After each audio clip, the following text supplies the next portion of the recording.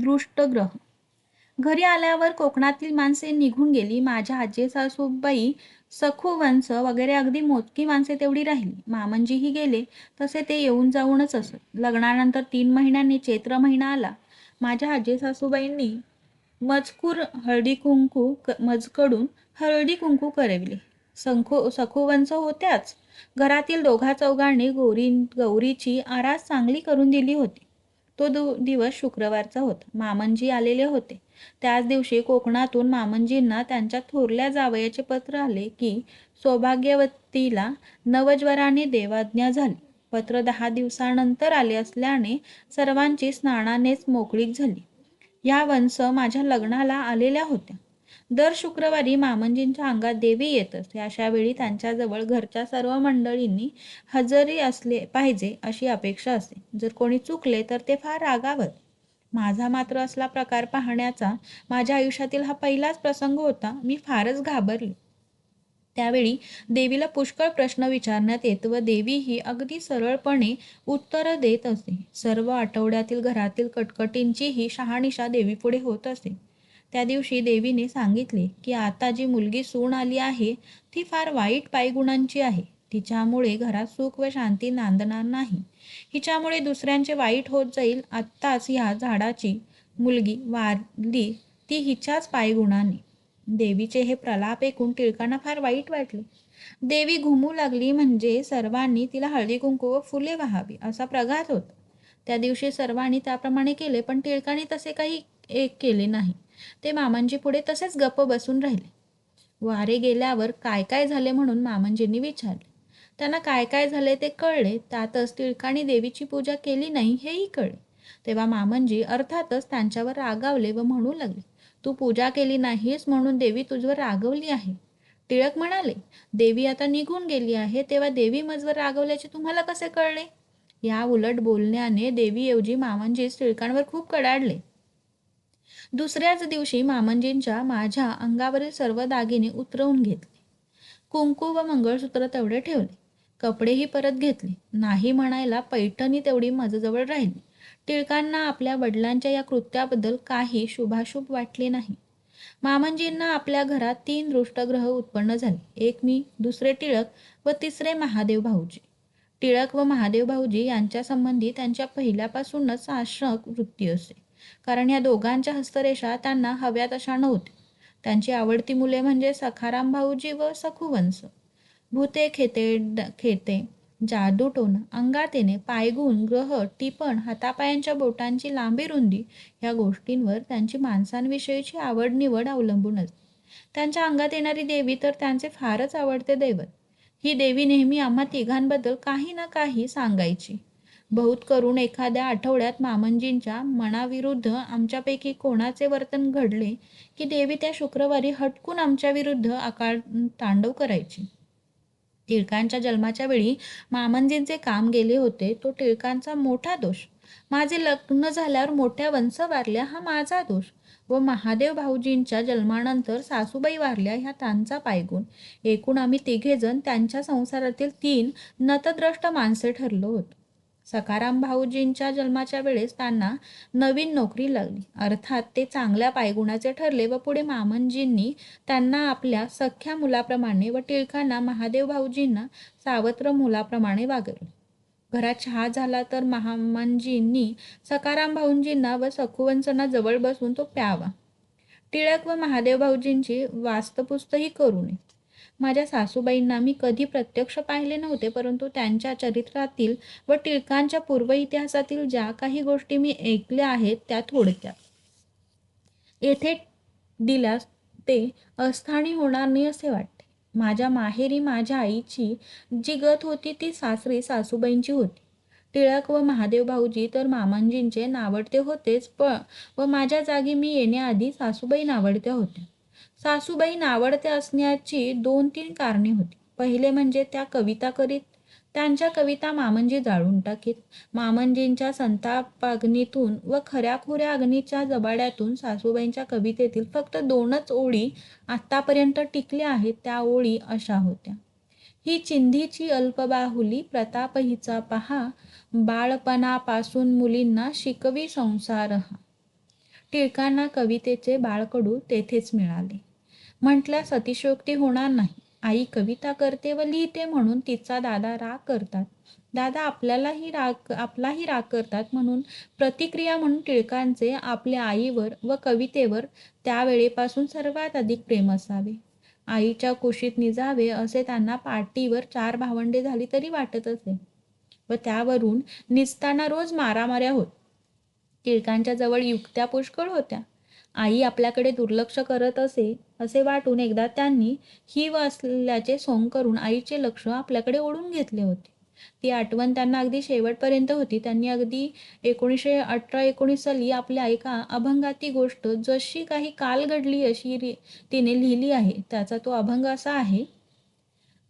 अभंग असा: मला आठवते घेतली पासोडी आणि ती हुडुडी बळे अंगी, मुखे चालविले आगाई आगाई, ठेवी येले नाही काही उणे, घाबरली माझी धावली माऊली, मजला कवळी दोन्ही हस्ती, अश्रुपूर्ण तिची नयने पाहिली, माझीही झाली तीच गत, अनुतापे तप्त म्हणालो मी आई, खरे खरे नाही ही व माझे, सारे सोडून तू बसावे जवळ, उत्कंठा सबळ आवरेना, म्हणून हे सोंग बतावनी सारे, क्षमा मज करी रडू नको क्षणे, वात्सल्याचा वाहे महापूर, त्याच पळीभर खेद कोप लबाडा, म्हणून धरी येला कान वाटतो अजून धरलेला, दास म्हणे प्रेम खरे खरे वेडे, आनंदाने साकडे अलिंगील. टिळकांचे आपल्या आईवर किती प्रेम होते हे वरील अभंगाने चांगले दिसून येते. मायलेकरातील हे प्रेम मामंजींना सहन होत नसे, पण त्यांच्या या वाटण्यानेच टिळक आपल्या आईला अधिक चिकटत हे दुसरे कारण. आणि तिसरे कारण म्हणजे सासूबाईंच्याकडे कोणी मिशनरी मडमा येत. त्यांनी त्यांना शिवण, टिपण, कशिदा वगैरे शिकविला होता. त्यांनीच बायबलमधील नीतीचे पुस्तकही सासूबाईंना दिले होते. ते त्या नेहमी वाचेत. मामंजींची एक दिवस ते पुस्तक घेऊन जाळून टाकले. त्यावेळेस टिळकांना आपल्या वडिलांचा इतका राग आला की ते त्यांची काहीतरी जबर खोडी काढण्यासाठी टपून बसले. मामंजींना तंबाखूचे व्यसन होते. तंबाखू चुना घालून ती खावयाची असा त्यांचा प्रघात होता. टिळकांनी त्यांचा डोळा चुकून चंचीतून चुन्याची डबी लांबवली व ती दिली विहिरीत फेकून.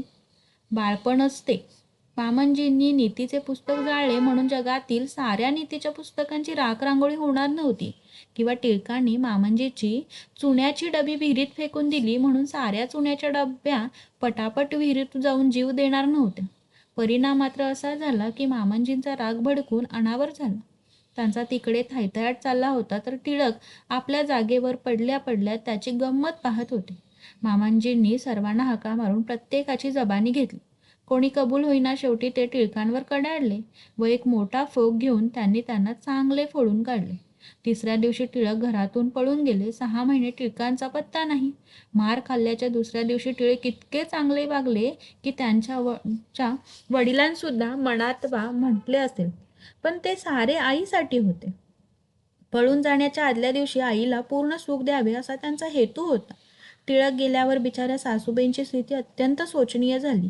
या देवाला नवस कर, त्या देवाला नवस कर, ह्याला सांग, त्याच्या पुढे तोंड वेंगाड असे त्यांचे चालले होते. कोकणात त्यांनी आपल्या भावाकडेही निरोप धाडला होता. एके दिवस भाऊ म्हणजे गोविंदराव बेडेकर कोकणातून बहिणीला भेटण्यास आले. त्याच दिवशी पुण्याहून एक माणूस कल्याणास आला होता. त्यांनी सासूबाईंना म्हटले, अहो काकू, तुमच्या नानाला मी काल पुण्यास नाटकात काम करताना पाहिले. या माणसाने खरोखरच टिळकांना पाहिले अशी मनाची खात्री झाल्यावर सासूबाईंना फारच आनंद झाला.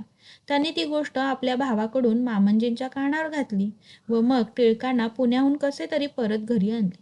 घरी परत आल्यावर मामंजी टिळकांना फारच त्रास देऊ लागले. सासूबाईंचा जीव थोडा थोडा होत असे. त्यांना वाटे टिळक पुन्हा पळून जातात की काय. टिळक व सखाराम भाऊजी दोघे बरोबर शाळेत जात. भाऊजी आता त्यांच्या चहाड्या कमी सांगू लागले. आपल्यामुळेच नाना पळून गेला असे त्यांच्या मनाने घेतले. ह्याच सुमारास दोघांच्याही पायांना नारू झाले. सासूबाई दोघांचेही सारखेच करीत, पण मामंजी मात्र टिळकांना म्हणत, चांगले झाले, तू लंगडा झालास तर मला आनंद वाटेल. तुझी खोडकी मोडलीच पाहिजे. जवळ सखाराम भाऊजी पडलेले असत. त्यांना मामंजींनी म्हणावे, बाळ उगा आता बरं होशील. दोघांचेही नारवाचे दोरे काढायला न्हावी बोलावला होता. दोरे काढताना मामांजी सखाराम भाऊंजींना मांडीवर घेऊन त्यांच्या पाठीवरून हात फिरवित होते व त्यांची समजूत करीत होते. अर्थात टिळकांच्या नशिबी ते नव्हतेच. उलट दोरे काढल्यावर घरात जाऊन त्यांनी सखाराम भाऊजींना पेढा आणून दिला व टिळक रडत होते त्यांना माराचा धाक घातला. या काल्पनिक गोष्टी नाहीत. सखाराम भाऊजींच्या तोंडावर टिळकांनी मला त्या सांगितलेल्या आहेत. कर्ज म्हटले म्हणजे माझ्या सासूबाईंना व मामंजींना त्याचा अतिशय तिटकारा येत असे. त्यांनी कधी कोणाचे कर्ज काढले नाही आणि म्हणूनच सासूबाई शिवणकाम करून मामंजींच्या पिठात आपले मीठ घालीत असत. आपली मुले शिकून मोठी कर्तबगार होतील व आपल्या पगारात आणखीन भर घालतील असे त्यांना फार फार वाटे. तसेच आपल्या आजी म्हणायला नातू केव्हा येतो ह्याची त्यांना उत्कंठा लागली होती. आपल्या अडीअडचणीला थोडाफार पैसा लागेल म्हणून त्यांनी 100 रुपये मामंजींच्या नकळत बाजूला ठेवले होते. त्यांच्या इच्छेप्रमाणे या पैशाचा अडचणीच्या वेळीच उपयोग झाला. मात्र तो त्यांच्या इच्छेप्रमाणे नसून देवाच्या इच्छेप्रमाणे झाला. आता मुले पूर्ववत चांगली झाली व शाळेत जाऊ लागली. टिळक नाहीसे झाले असता सासूबाईंनी मारुतीला नवस केला होता की हे मारुतीराया, माझे बाळ सापडू दे, मी तुला वड्यांची माळ घालीन. आणखीही काही नवस केले होते ते टिळक सापडल्यावर फेडले. हा एकच फेडावयाचा राहिला होता. त्याप्रमाणे त्यांनी एक वड्यांची माळ तयार करून आपल्या दोन्ही मुलांना सांगितले की तुम्ही ही माळ मारुतीला घालून या. टिळक म्हणाले, आई ते आम्हालाच का देत नाहीस? ती म्हणाली, तुम्हाला एक एक वडा ठेवला आहे. ते दोघेजण गेले. टिळक तळ्यावर गेले व तेथे त्यांनी माळेतील सर्व वडे स्वतःच खाऊन टाकले व पाणी पिऊन ढेकर देऊन ते घरी परतले. सखाराम भाऊजींना जरी ही हकीकत माहीत होती तरी ती त्यांनी कोणास सांगितली नाही. घरी आल्यावर आई वडे देत असता टिळक म्हणाले, मला नको. आई म्हणाली, तुला हवे होते ना? त्यांनी उत्तर दिले, मी खाल्ले. कुठे? तू जे वडे दिले होतेस ते. म्हणजे तू देवाचे वडे खाल्लेस वाटते? हो. सासूबाईंना ह्यावेळी फार वाईट वाटले. टिळक म्हणाले, तू सांगतेस ना की देव लांब नाही, तो आपल्या अंतःकरणात आहे. अरे पण असे करावयाचे नाही. त्यांना जितका राग आला तितकेच कौतुक वाटले. त्या म्हणाल्या, माझ्या सांगण्याचा तू असा अर्थ करशील हे मला माहीत नव्हते. देव अंतःकरणात आहे म्हणजे आपण ज्या वाईट गोष्टी करतो त्या तो सर्व पाहतो. दुसऱ्या दिवशी सासूबाईंनी मारुतीला वड्यांची माळ स्वतः नेऊन घातली. मामंजींनी दुसरीकडे जागा घेतली व तेथे त्यांची बिराड केली. टिळक आपल्या मातोश्रींना घरकामात देखील मदत करीत असत. स्वतःच पाणी पिण्यास देखील दुसऱ्याने द्यावे असे मामंजींना वाटे. टिळक आपल्या आईला पाणी भरण्यास मदत करीत. ते पाहून मामंजी त्यांना म्हणत असत की भर, पाणीच भर, तुझ्या नशिबी पाणीच भरावयाचे आहे. हा पहा सखाराम तुझ्याहून लहान असून कसा अभ्यास करीत आहे. हे ऐकून सासूबाईंच्या डोळ्यापुढे आपल्या मुलाचे पाणक्याचे चित्र उभे राही व त्यांना फारच वाईट वाटे. टिळकांनी गणिताच्या तासाच्या वेळी कविता लिहिली बसावे पण त्या कोणाच्याच दृष्टीस पडू नयेत, लगेच त्यांनी त्या फाडाव्यात. या गोष्टी मामंजींच्या कानावर येऊन सासूबाईंनाही समजल्या होत्या. मामंजींचा राग व सासूबाईंची चिंता टिळकांच्या काव्यरचनेत वाढली होती. सासूबाई त्यांना म्हणत, नाना तुझे कसे होईल?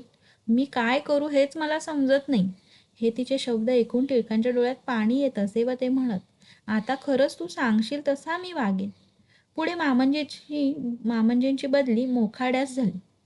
तिकडे शिक्षणाची सोय नसल्यामुळे त्यांची एकटे जाण्याचे ठरवले व बायको मुले कल्याणास ठेवली व ते मोखाड्यास आपल्या कामावर रुजू झाले. मामंजी गेल्यावर आता त्याच घरात शांती, सुख, समाधान व आनंद ही सर्वजण वावरू लागली. टिळकांच्या खोड्या कमी झाल्या किंवा त्या जितक्या मामंजींना दिसत तितक्या त्या सासूबाईंना दिसत नव्हत्या असे म्हटले तरी चालेल. आता टिळकांना आपल्या आईबरोबर मनसोक्त बोलावयास वेळ मिळत असे. त्याचे कारण म्हणजे मामंजी असताना काम फार व ह्या मायलेकांचे बोलणे ऐकून त्यांना राग येत असे. आता तसे बिलकुल नव्हते. आता फक्त मुले व आई. मग काय विचारता? सासूबाई ह्या एक आदर्श माता होत्या. त्या आपल्या मुलांची फारच काळजी घेत असत. साधेच पण गरम गरम अन्न मुलांना घालीत असत. त्यांनी त्यांच्या अभ्यासाकडे लक्ष द्यावे, त्यांच्या हालचालीकडे लक्ष द्यावे. टिळक तर आईला विचारल्याशिवाय घटकाभर घराबाहेर सुद्धा जात नसत. टिळक घरात फार नम्रतेने वागत. आपल्या धाकट्या भावंडांना ते बिलकुल त्रास देत नसत.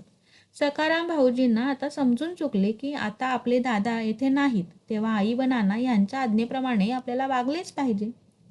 सासूबाई मुलांना घेऊन कधी कधी मामंजींच्या मावशींकडे म्हणजे सुभेदारांच्या घरी जात. आता त्यांना फक्त एकच काळजी होती, ती म्हणजे मामंजींच्या खाण्यापिण्याची. टिळक म्हणत असत की, आई, दादा येथे नसले म्हणजे बरे वाटते. ते असेच नेहमी बाहेर राहिले तर किती छान होईल. मग आपल्याला काहीच त्रास नाही. मग तुम्हाला खायला कोण घालील? खरे सांगू का आई, मला फार भय वाटते. कधी कधी तर असे वाटते की ते अगदीच नसतील तर बरे. असे भलतेच बोलू नये. मी एवढे त्यांचे काय ग घोडे मारलीये? तू सांगतेस तसा नाही का मी वागत? मी काय करतो हे माझे मला समजत नाही. मोठा झालास म्हणजे सर्व काही समजेल. अशा प्रकारचे बालवयालाच साजेसे संभाषण दोघा मायलेकात होत असे. टिळक म्हणत, आई, तुला मी कधी कधी सोडून जाणार नाही. माझ्यासाठी तुला फार फार त्रास झाला ना? बरे, असू दे रे. तू मात्र असा चांगला राहा म्हणजे झाले. मनुष्याचे बेत, विचार आणि पुढील कृती वगैरे सर्व देवाच्या इच्छेवर अवलंबून असतात. अमृताच्या घटात झहरी सर्पाने गरळ घालावीस तसे झाले. एक दिवस मोकाड्याहून मामंजींच्या सहीचे पण दुसऱ्याच्या हातचे पत्र आले. त्यात खालील मजकूर होता. वामनराव अतिशय आजारी आहेत. त्यांची डोळे भेट घेण्यास अवश्य यावे. हैगत करू नये. बायको मनुष्य, तशातच घरची गरिबी. नवऱ्याचे या प्रकारचे पत्र आलेले. भोवती मुलांचा गराडा. जाण्याची वाट अतिशय अवघड. या सर्व विचारांचे काहूर सासूबाईंच्या मनात उभे राहिले व आता कसे वागावे हेच त्यांना उमजेना. त्यांच्या पोटात कालवाकालव सुरू झाली. बिचारी करणार काय? त्यांना काहीच मार्ग सुचेना. तरी पण धीर धरून त्या मुलांना म्हणाल्या, बाळांनो, तुम्ही इथेच राहा, मी एकटी जाते. टिळक म्हणाले, आई, आता आपण असे करू की आपण दोघे जण जाऊ. सखाराम राहील सुभेदारांकडे. मी आल्याने तुला बरेच सहाय्य होईल. तू एकटी काय करशील? दादा आजारी, घरातले काम, पाणी लांबचे. तू मला घेऊन चल. आपण दोघेही जाऊ. तू सांगशील तसाच मी वागेन. बुडत्याला काडीचा आधार. ही गोष्ट सासूबाईंना पटली. खरे सांगावयाचे म्हणजे टिळकांना आपल्या आईला सोडून राहण्यास नको होते. सखाराम भाऊजी सुभेदारांकडे पाठवून त्यांनी आपली तयारी केली. अडचणीसाठी ठेवलेले पैसे बरोबर घेतले. 50 वर्षापूर्वीचा मोखाड्याचा रस्ता त्यांना माहीत असेल. त्यांच्या ध्यानात ते येईल. सासूबाईंच्या पाठीशी मूल आणि टिळकांजवळ एक लहान बोचके. अशा थाटात ती तिघेजण निघाली. ते दिवस उन्हाळ्याचे होते. खाली जमीन तापलेली, वरून प्रखर ऊन लागले आहे. मनात चिंता, पोटात भूक, वाटेने पाण्याचा शुकशुकाट. पायाला पादत्राण नसल्यामुळे काठे, खडे बोचतातच आहेत. भोवतालची गर्द झाडी, हिंस्र पशूचे मनात भय. तशाच एक डोंगर उतरून दुसरा चढावयाचा. एका बाजूला खोल दरी, वाटेत कोवळ्या काटोळ्यांची लहान लहान खेडी, मध्येच वारुळातून मोठातले साप बाहेर येत आहेत की काय असा भास होत. पालापाचोळ्यातून आवाज होणे. असल्या बिकट वाटेने सासूबाई आपल्या आयुष्याची मर्यादा तुडवून जात होत्या. आई, आता घेतो त्याला. तू थकली असशील. नको बाळ, मी तुझ्याहून मोठी आहे म्हणून मला शक्ती जास्त आहे. अशा प्रकारे एकमेकांशी बोलत चालत व एकमेकांचे श्रम हलके करीत कसेबसे त्यांनी मोखाडे गाठले. हे गाव टेकडावर आहे. सासूबाई म्हणत असत की मी एकदाचे त्यांना सुखी पाहिले म्हणजे मिळवले. ते चांगले आहेत, तू काळजी करू नको, त्यांना काही झाले नाही. नसो बाबा, मी हेच मागणे मागत आहे. देव करोनी हेच खरे ठरो. आता माझे काही मागणे नाही. संसार ही एक वाटच आहे. यातही आम्हाला प्रत्येकाला सहाय्य करावयाचे आहे व करून घ्यावयाचे आहे, मग ते कोणत्या प्रकारे असो. ही वाट अशीच कठीण आहे. ही मंडळी दरड चढून गेली. हे गाव फार मोठे नाही तेव्हाच तपास लागला. फारसा उशीर लागला नाही. ही मंडळी घरी जाते तो बाहेरच मामंजी गप्पा मारीत बसलेले. हे पाहून सासूबाईंच्या आनंदास पारावर राहिला नाही. त्यांचा श्रमभार ताबडतोब हलका झाला. थोड्या वेळाने सासूबाई कामास लागल्या. घरातला केरकचरा काढून त्या मुलांना बरोबर घेऊन दरड उतरू लागला. त्यांना विहिरीवरील अंग धुण्यास जावयाचे होते. काय ग आई, मी काय म्हणालो? त्यांना काही झाले नाही. तुझ्या तोंडात साखर पडू. तुझे शब्द खरे झाले. आता तू बोलण्याप्रमाणे राहा म्हणजे मिळवली. सासूबाईंच्या डोक्यावर हंडा, टिळकांच्या कडेवर महादेव भाऊजी. अशा रीतीने ती मंडळी निघाली. मी घेतो तो हंडा. नको, तुला तो जड होईल. आई, तू दमली नाहीस? काही इतकी नाही. डोक्यावर हंडा, खांद्यावर धुणे, आता जाऊन स्वयंपाक करावा याचा असं डोक्यात विचार. अशा त्या घरी परत आल्या. मामंजी दारासमोरच बसले होते. त्या दाराशी आल्या एवढा हंडा उतरवायचा होता. हे शब्द कानी पडताच मामंजी वाघासारखे चवताळून त्यांच्या अंगावर आले. मी काही तुमचा चाकर नाही असे म्हणून त्यांनी सासूबाईंची मान धरून त्यांना मागून एक लाथ मारली. त्यासरशी सासूबाईंनी रामाला हाक मारून धरणीवर अंग टाकले. हे दृश्य पाहिल्याबरोबर दोन्ही मुले कावरीबावरी झाली व त्याने रडावयास सुरुवात केली. टिळकांनी महादेव बाऊजीस खाली ठेवून आईच्या जवळ जाऊन विचारले, तुला लागले का?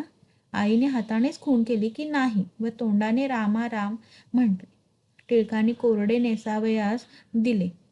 ते कसेबसे नेसून त्यांनी अंथरूण धरले. टिळकांच्या मनात पुन्हा वडिलांची काहीतरी खोड काढण्याची येई, परंतु पुन्हा आपण आईला दिलेल्या वचनाची त्यांना आठवण होऊन ते गप्प बसत. शेजाऱ्यांना हा प्रकार पाहून काहीच कळेना. मामंजी बाहेर शांत बसून राहिले होते. मधून मधून ते घरात ये जा करीत. सासूबाईंनी 8 दिवस तोंडातून राम हा शब्दावाचून दुसरा शब्द उच्चारला नाही की पाण्यावाचून तोंडात काही घेतले नाही. अशा स्थितीत 8व्या दिवशी मामंजींना विधुरावस्थेत टाकून व मुलांना जगाच्या हवाली करून त्यांनी राम राम म्हणत प्राण सोडला.